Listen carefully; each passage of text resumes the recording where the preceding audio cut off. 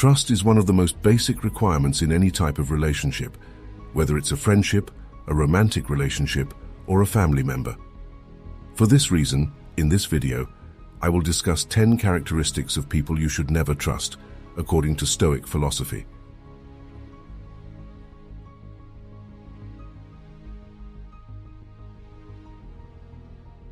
First and foremost, to determine if a person fits into one of these characteristics I'm about to mention, observation is necessary. However, this is relatively easy.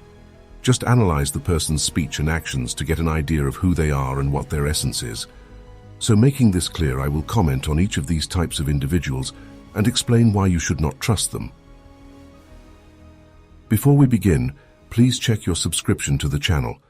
Watch until the end because I have something special for you at the end. And as usual, don't be weak. Stay until the end.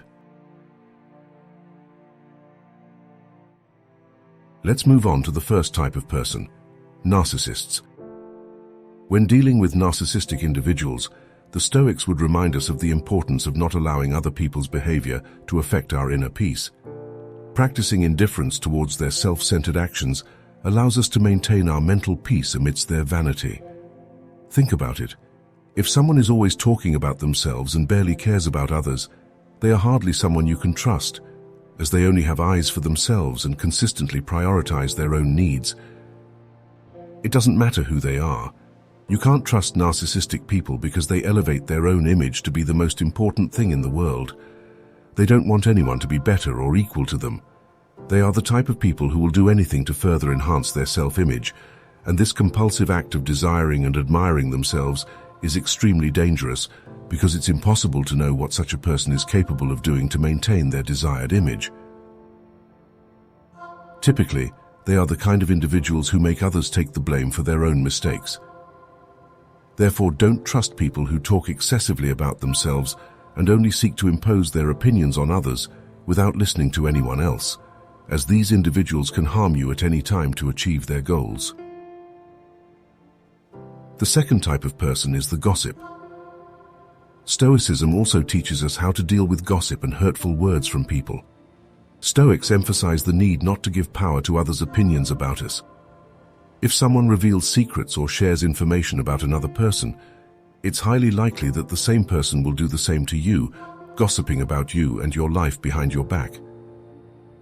Believe me, it's almost certain that this kind of thing will happen when someone gossips. It's not just a habit, but an action done for pure pleasure. So don't think that just because someone is your friend, they won't tell others your secrets.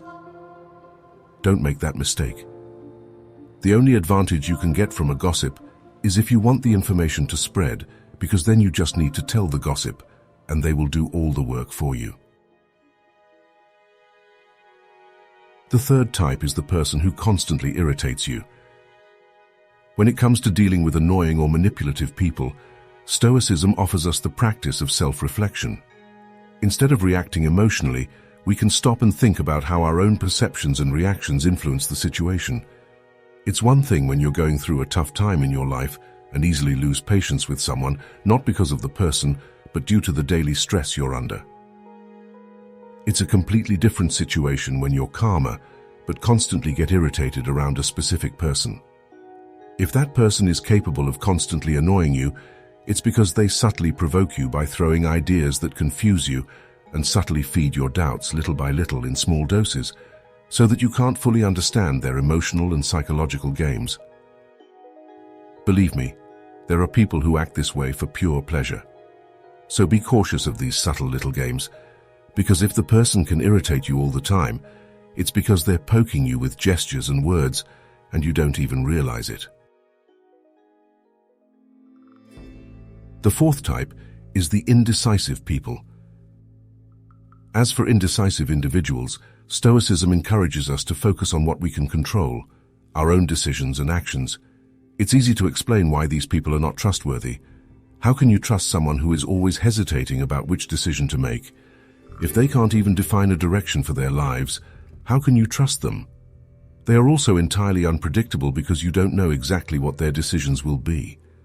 Since their own personalities aren't fully formed, they are indecisive individuals, lacking a strong enough personality to act and choose the path they want to follow. To be direct on this point, trusting an indecisive person is like trusting a child with a knife. You don't know what they'll do when you're not around. The fifth type is the two-faced individuals. Regarding people who have two faces, Stoicism would advise caution. Instead of worrying about their actions, we can focus on cultivating virtue within ourselves. You've probably had an experience like this. They are people who seem to like you but spread rumors about you behind your back, and this behavior extends to other people as well. So don't be surprised when others speak ill of you. In one moment, they're smiling and being friendly, and in the next, they're speaking negatively about you. What I recommend is that when you start noticing this kind of behavior, it's better to exit the relationship as quickly as possible. Don't miss the chance to master your emotions. Grab the self-knowledge ebook now. Click the link in the first pinned comment and unlock your true potential. The sixth type is the curious one. From a Stoic perspective, it's important to set boundaries in conversations and share information prudently. Stoics suggest keeping a distance from people with insatiable curiosity because it can lead to the disclosure of harmful information. Furthermore, this curiosity may be linked to envy. So, always be cautious about whom you share information with. After all, it's challenging to be sure that the person doesn't intend to use any of your information harmfully in the future. If someone displays constant curiosity about something, it's best to distance yourself or not trust that person. However, it's important to make something very clear. Don't confuse pleasant conversation with excessive curiosity. What I mean by this is that obviously when you're getting to know someone or talking to a friend, the person may occasionally seek a topic or try to get to know you better by asking about your life, like your work, studies, and what you're doing. That's just a normal part of a conversation. However, what you need to understand is that the curious one is the person who will ask about your life all the time, and sometimes about sensitive things. For example, the person might ask about your salary, which is already a bit strange to ask. If you decide not to answer and change the subject, later the person asks the same question again. That's what I'm referring to. This is the type of person we should be cautious about before granting our trust. So, not only can you not trust this kind of person, but if you have the opportunity, distance yourself from them.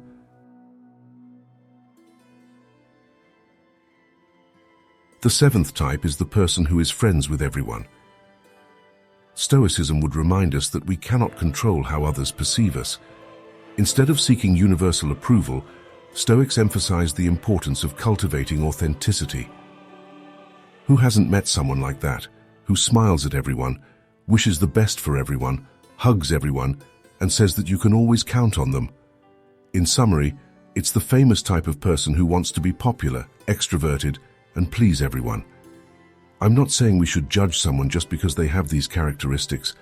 What I want to advise is not to trust blindly because someone who smiles at everyone, tries to please everyone, and always makes promises has the sole goal of being popular. The goal of this type of person is to be the center of attention. So for him or her, you are just another one, just another number, a person who will be won over. People like this are in search of attention, living through illusions. Knowing this, it's always good to be suspicious because extroverted people who want to be excessively popular often replace anyone quickly, and you could be next.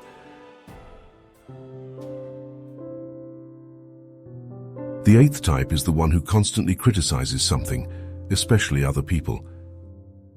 Stoics would emphasize the importance of constant self-evaluation instead of spending time criticizing others. The Stoic focus is on improving ourselves and our character. If someone spends their time criticizing other people, usually through gossip, rumors, or even trying to harm someone's image, they are likely the type of person with a bad character. Think about it. If you go around speaking ill of others and wasting time on gossip, I imagine that if you are a decent person with things to do in life, like working, taking care of your own path and paying bills, you probably won't go around talking and spreading rumors about others. What I mean here is that those who overly criticize the lives of others clearly have nothing better to do and are unhappy enough to make unnecessary comments about others. Therefore, be suspicious, do not respect, and do not have consideration for this type of person, because if someone easily speaks ill of others, they can easily start speaking ill of you too. If you've made it this far, well done. Comment down below if you were trusting and respecting someone with some of these characteristics up to this point. But wait, it's not over yet. I still have 2 more types of people to show you. The 9th type is people who are always involved in many problems. Stoics encourage us to take responsibility for our decisions and emotions instead of blaming luck or circumstances. These people live with problems and intrigues, claim to have bad luck, and for them, life is just a punishment. Every day they say a new difficulty arises, and each day seems to bring a new consequence. The person is there, telling everyone they don't know what's going on, that everything is difficult. In conclusion, be cautious of this type of person.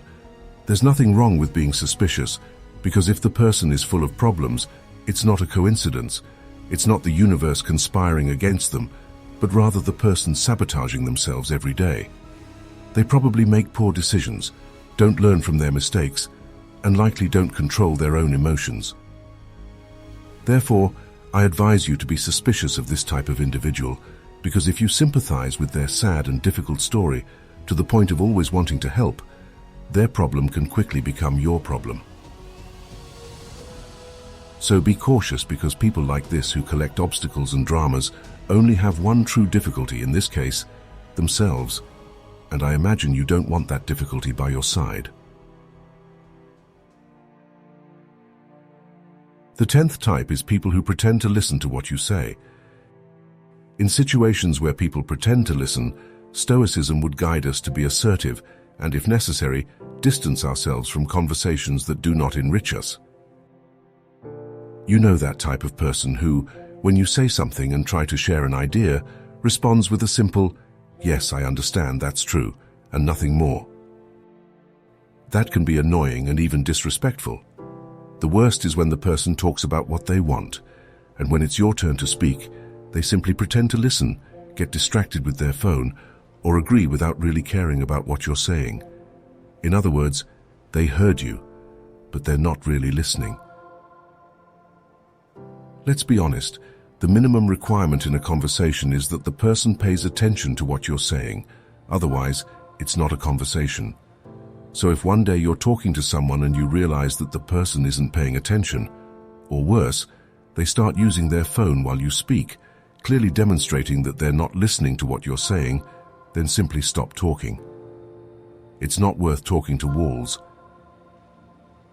If the person isn't paying attention or is just pretending, then don't waste your time. If that's the case, stand up and say you're leaving. After all, you're not obliged to spend your time with people who aren't interested in what you have to say. In summary, analyzing the different types of people who can undermine trust provides us with valuable lessons in the quest for more authentic and meaningful relationships. By incorporating Stoic teachings, we learn to maintain our inner peace, cultivate virtue, practice authenticity, and exercise self-control in challenging situations.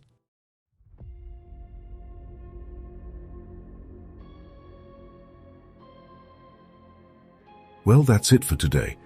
We've reached the end of this video, and I sincerely hope these tips are of great use to you. Don't forget that you are a crucial part of this channel, so if this video helped you think or learn something, leave a like and a comment so that more people discover the powers of Stoic wisdom. If you don't know what to comment, type "Dare me Motivational" to let me know you made it to the end, and if you haven't subscribed yet, please do. Remember that every small step counts in your personal development journey. Keep moving forward toward victory. Thank you for your attention. May everyone be with the Creator.